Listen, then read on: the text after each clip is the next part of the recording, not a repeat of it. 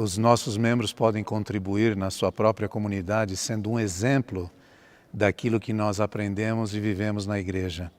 Quando somos um exemplo, nós influenciamos vidas e ajudamos as outras pessoas a se tornarem melhores e trazemos a luz de Cristo na vida deles.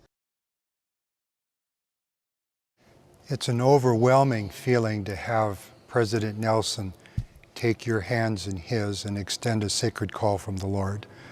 I was grateful that Susan was able to be with me at my side, and I think it's fair to say that we both wept then and later on too. But we felt the love of President Nelson and the love of the Lord and love of our family and the love of the members, and that's made this very tender time. It was a blessing to have my wife with me because she gave me strength and help to receive that calling and to make sure that we trust each other and we can do this together. But the overwhelming feeling that came to my heart was that I felt really humble before the Lord. Being selected to represent the Savior Jesus Christ is something beyond my ability and capacity. My wife has been a great support in my life in everything we did together.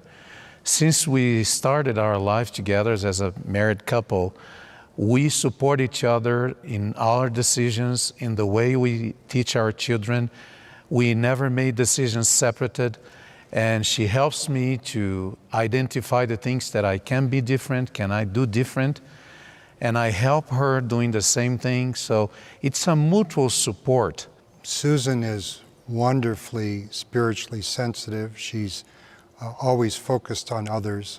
I'm just grateful that in things difficult and things joyful that we can do them together. She's a wonderful friend and a wonderful counselor, and it's just wonderful that we can do these things together.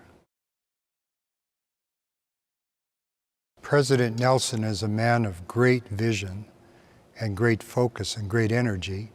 And it's a privilege to work together as a member of the Quorum of the 12 Apostles in close cooperation with the First Presidency. It's an amazing experience to see a man like him with the energy he has, with the age he has, going everywhere in the world. What a great motivation to us to follow his example. I received a lot of emails, text messages, and people congratulating me for this great opportunity.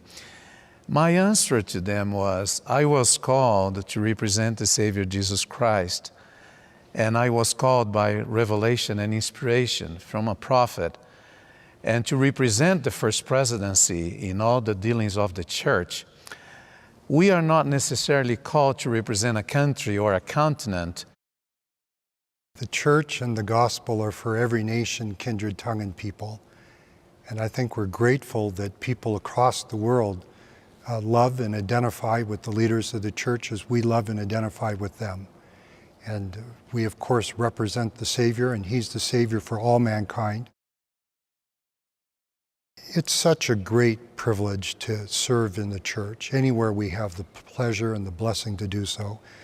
It's just a great blessing to be able to serve and to have the support of members and the love of family. Is just a great, great opportunity to say thank you and love to those that we are so grateful to be part of in the church, the gospel, and as children of our Father in heaven. We always serve people, we try to give ourselves to people, but the ones who are really benefited is ourselves. And I'm grateful for that opportunity, and I invite all the members of the church to enjoy this blessing, to be in the service of the Lord anywhere the Lord calls us. It doesn't matter what calling we have. It matters how we serve, how we put our hearts on the service, because we are the ones that will be most blessed than anybody else.